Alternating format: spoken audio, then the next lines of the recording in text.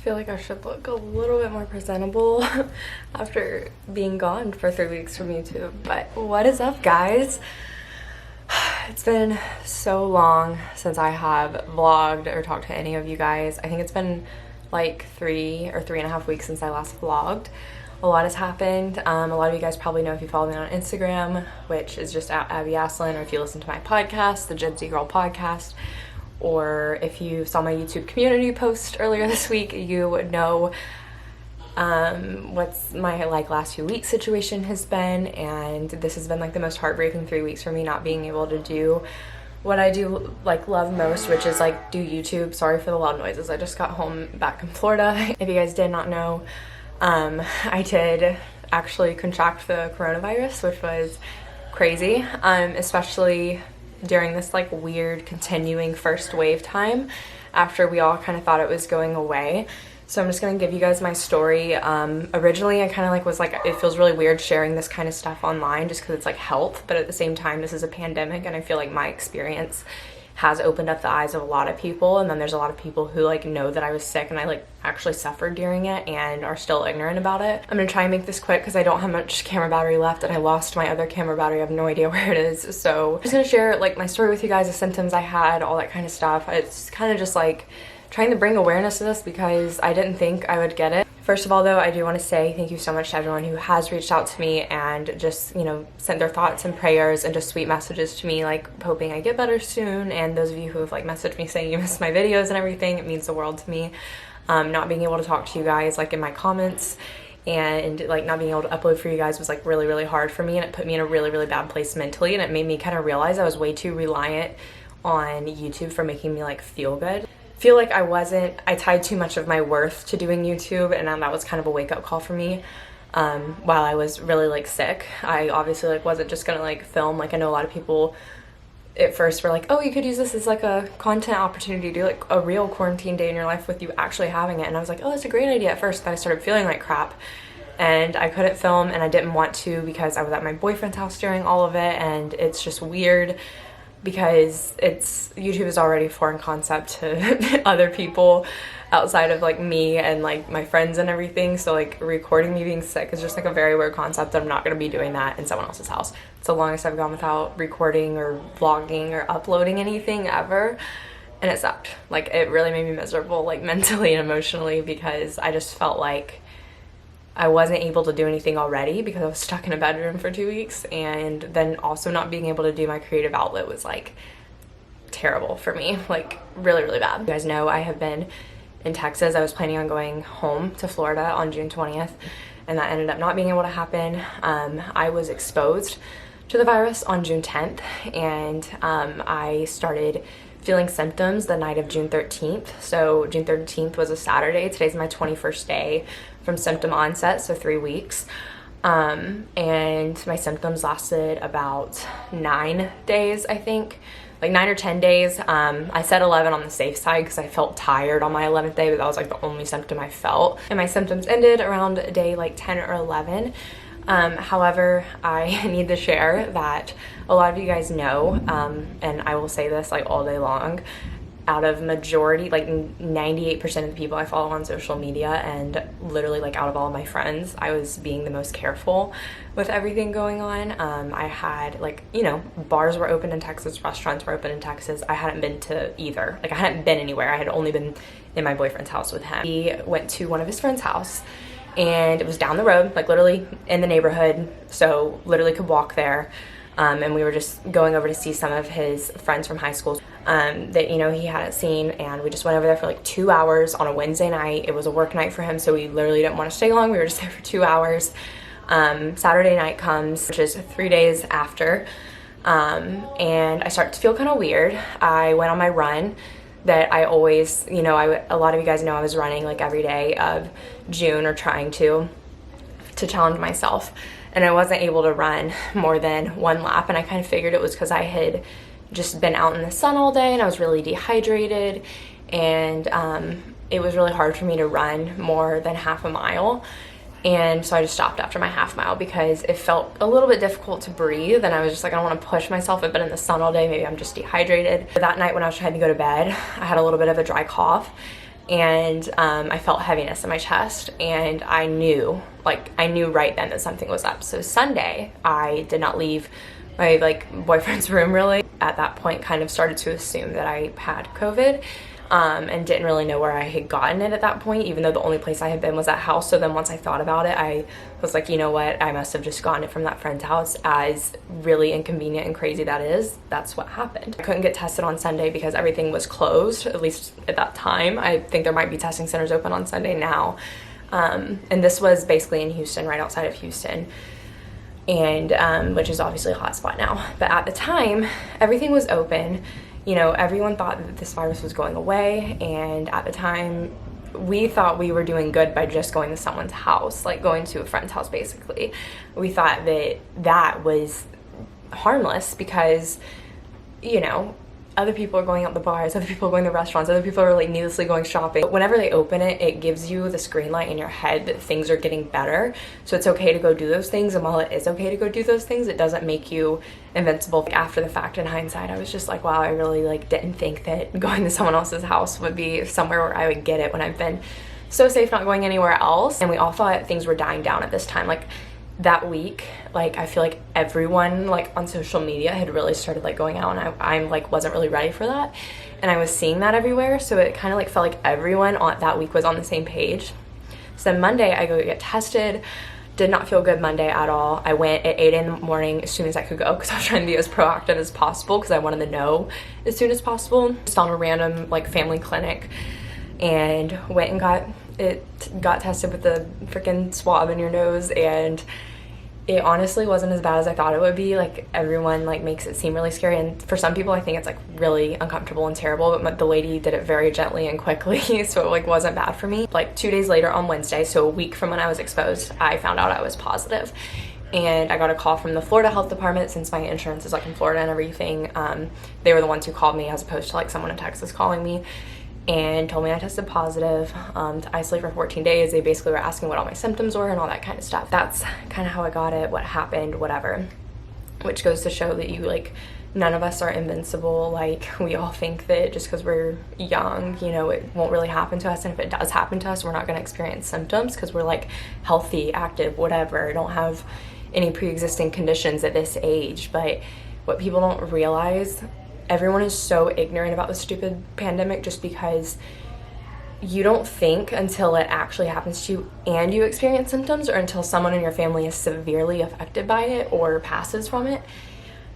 You don't think it's a big deal, because the amount of people I've seen who have had it and been asymptomatic that have just blown it off and just been oh, quarantine day 4. I've seen it on TikTok, people who are asymptomatic, this virus is such a joke, it's not that big of a deal. And I'm okay, for you it isn't. And that's great that for whatever percentage of people, the large majority, that it's not a big deal. But for the smaller percentage of people that have to suffer through symptoms and have to deal with loved ones being in the hospital, it is a big deal. And it just makes me so mad when people downplay it just out of ignorance. And I want to go through my symptoms. I'm pulling up the COVID symptoms list because I just want to see how many I had. Because I really haven't, I've tried not to think about it since I've been better, because it's just not what I wanted to do. But basically that Saturday night, as I told you guys, I had a dry cough and heavy feeling in my chest. It kind of felt like someone was sitting on my chest, and it was I couldn't really get deep breaths. They were very short. So while I was laying on my back that night, Saturday night, when I first kind of felt symptoms, it was just a little bit difficult to breathe whenever I was trying to go to sleep. And that's not something that normally happens. And then Sunday I felt tired, and those same symptoms were there, but I didn't feel anything else besides what I already had, and I felt them more strongly at night, basically. Monday, when I woke up and went and got tested, so day 3 of symptoms, I had a really horrible migraine, and it went from the base of my neck.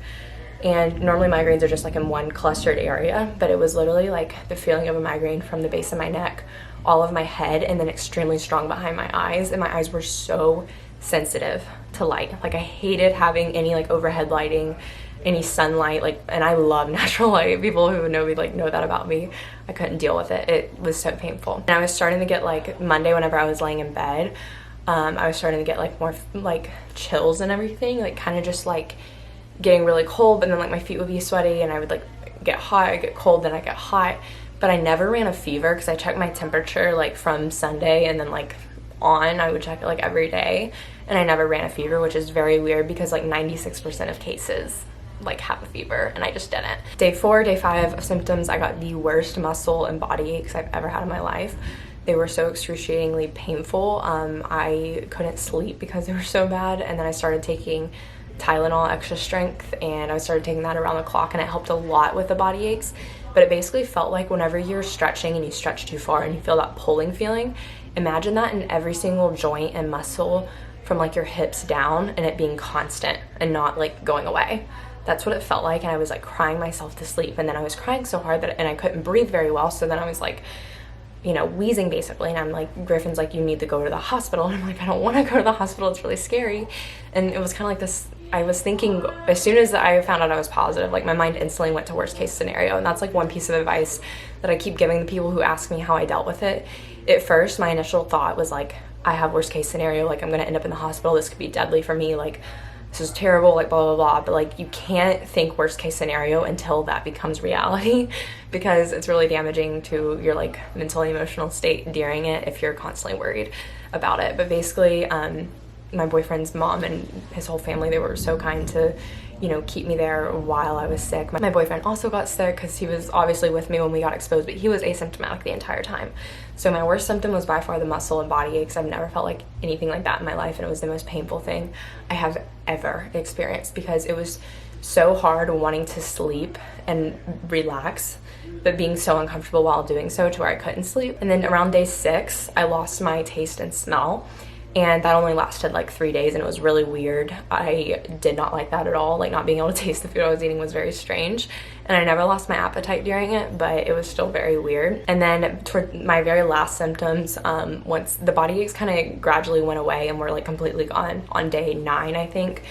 And then I had kind of like a stuffy nose on day 8 and 9, but like day 10, day 11 were like my, you know, I was pretty much done and didn't have any more symptoms. So I kind of like gradually got new symptoms as it went further along, which was really odd. Okay guys, my camera died, but I want to wrap this up. You know, I started feeling better day 9, day 10, and I was like, you know what, I'm feeling completely better, and I'm so grateful that my boyfriend's family like let me stay throughout and took care of me. They would like bring food to me to the door on a tray and for breakfast, lunch, and dinner. And that was like the hardest thing, was accepting that I wasn't able to take care of myself because I'm very independent and normally like make my own food at his house and everything. And I was really upset I wasn't able to go home, and it's really weird being sick and like not being at home because like you want like to be with your family whenever you're sick, especially like with a freaking virus that caused a pandemic. And my mom is going crazy because she wanted to like drive all the way to Texas and then follow me back home and just like have me pee on the side of the road so I didn't have to go in the bathrooms and like potentially infect anyone, just so she could get me home and take care of me. But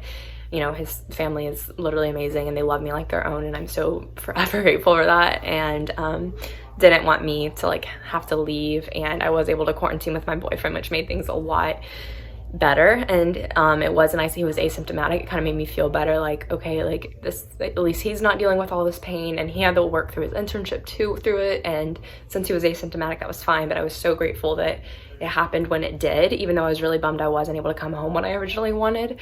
I'm just glad it didn't happen because my internship starts Monday and today's Saturday, and I'm just like really glad that it didn't happen while I was like trying to do my internship, because that would have been really hard if 2 weeks out of my 4-week internship that was already cut short had to like be compromised because of me being sick. So it was really frustrating because I did like talk to a couple different doctors, and everyone kind of disagreed on, not disagreed, but they all recommended different medication like to get prescribed to treat the symptoms, which is very like not alarming, but it was just kind of like, okay, I've like 3 or 4 different doctors are recommending different stuff. Like this is a new virus and no one actually knows what like is gonna work best. So I was just like, you know what, we're not gonna take any of the prescribed medication. I'm just gonna take Tylenol extra strength, and if I get to the point where I am struggling to breathe, I will go to the doctor or the hospital.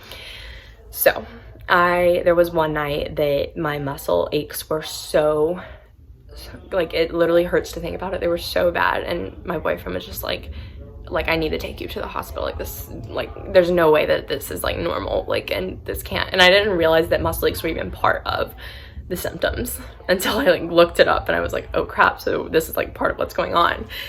And we think that part of the reason why I had symptoms is such a healthy, you know, 22-year-old, you guys know I'm super active and live a very healthy lifestyle.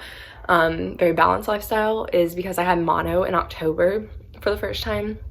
So I think my immune system's still like kind of compromised from that, because mono like really makes your immune system take a big hit. So now it's been 11 days without symptoms, and I was gonna get tested twice before coming back home, but then after doing research and like reading a bunch and, you know, talking to people, it's not like you can't rely on getting 2 negative tests, because a test just tests the presence of the coronavirus like strain in you. It doesn't test whether or not it's active or whether or not you're contagious, basically. So you can't like count on getting 2 negative tests, because 1, negative tests have like a false negative rate of like 40%, I believe. Don't quote me on this, I'm not an expert, and don't rely on anything I'm saying. I'm not an expert, I'm just giving my experience.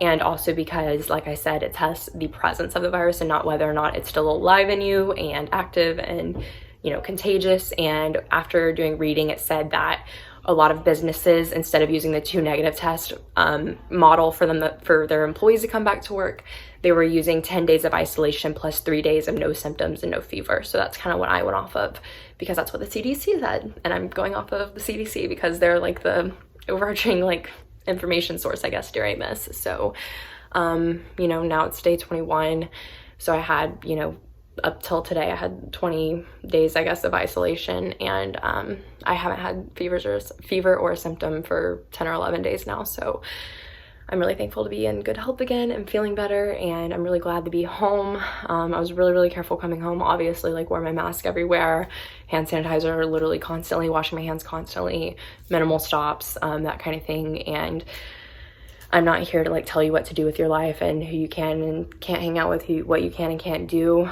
because I know no one really cares anyways and isn't gonna listen. But I just feel like, you know, no one really is taking it that seriously, just because, you know, so many people do survive from it, which is a great thing, but there are people who don't. And for the sake of those people, wear your mask and stay inside. So, or not stay inside, but, you know, don't go and do the unnecessary. But wear your mask, please. Like, literally, healthcare workers can wear it all freaking day long. Employees at like Starbucks wear it all day long. You can wear it for literally an hour, 2 hours, whatever. If you want to hang out with friends, do it from your cars. Or, you know, like go outside and wear a mask and, you know, stay 6 feet apart, whatever. You can do those things, just like actually take the precautions with them so that you don't put yourself or someone else at risk. You don't have to like stay cooped up in your room all day because you're so scared of it. Like, there are ways to go about living with this, but it's all about just not doing the unnecessary things and like making sure you're wearing a mask when you are doing things, and making sure you are keeping your distance from people, because so many people are catching it so differently. And it's just like, obviously we didn't think we needed to wear a mask to a friend's house, number one, because at the time we were under the impression that the virus was going away and, you know, numbers were going down, we were getting closer to like being out of quarantine. And number two, we were going to a friend's house, so we were like, oh, it's safe, because, which we weren't actually thinking this, but in hindsight we're, you know, like, of course we didn't wear a mask because it's not you know, going in a public place, so you don't feel like it's as big as a threat. But that's not the case. I'm not here to like judge anyone or tell anyone how to live their life, but, you know, if you're just like traveling for fun right now, it can wait. Like, seriously, like, you know, I came home because I was supposed to come home a while ago, and my internship starts Monday, and I needed my own space to like have, you know, for calls and everything like that. And my boyfriend came back home with me, and I'm glad that, you know, like he's feeling fine, and we're gonna continue to be, you know, very careful, even though our chances of catching it again, from what I know, are like very slim. I'm still very like scared and like traumatized by it in a way. So, you know, wearing our masks everywhere, like, you know, not really going anywhere. And if we do go anywhere, we're going outdoors, like to the beach and walking around, or walking around the neighborhood. So that's that. But yeah, please wear your mask. It's not a political thing. I can't believe people actually like have it in them to try and make it political. Like, oh my god, no, it's just basic human decency. If you're somebody who's making it political, or you know someone who's trying to make it political, they're just bored with their lives and they have nothing better to do than to find something to argue about. Yeah, it's just, and you know, like I had a freaking hair appointment. I have scheduled and rescheduled my hair appointment since March, like 5 times now, and I was supposed to get it done a week from now. And I still, like, I know I'm fine to go do it, but like, that's not, I just don't feel like it's right to right now. I don't know, so I'm not going to, and I like pushed it back another month. So I'm going 8 months without getting my hair cut, which is gross. Anyways, I hope you guys stay healthy and safe. Thank you so much for all the sweet words again. I'm sorry this was like so long and rambly. I had no idea what I wanted to say. I've been in a car all day and I haven't talked to anybody. So you guys can expect to see a lot of new content coming from me after I haven't been able to do content in so long. I have so many great videos planned for you guys, like ones I haven't done before that are like, I think a lot of you guys are like, relating to like skincare, just fun things that I like really had the time to like sit and reflect on during my like quarantine time. So I hope you guys subscribe if you are new here, and stay tuned for like my virtual internship day of my life, week of my life videos and all that kind of stuff. Oh, and also if you do end up getting it, don't take Advil or ibuprofen. There's lots of like research regarding that. Take Tylenol instead. Stay hydrated, drink lots of water, electrolytes from like Propel or like Liquid IV or Gatorades or something. Have lots of vitamin C. I was taking like 2,000 milligrams a day, I think, and eating like whole foods and everything that give you those vitamins you need during the time if you are someone who catches it. If you have any further questions, leave them down below, or if you don't want to ask them in public, you can DM me privately on Instagram, and I will try and get back to you as soon as possible. But thank you guys so much for watching this video, and I've missed you guys so much, and I can't wait to start making videos again. I will see you guys in my next video. Thank you so much for watching, and I appreciate all of y'all's support and love. Like, seriously, y'all made me cry like so much during quarantine just with how sweet you all were being, and it just really is like really touching that so many of you guys like actually care about me and my health and everything and wanted me to get better. So thank you for that. But I will see you guys in my next video.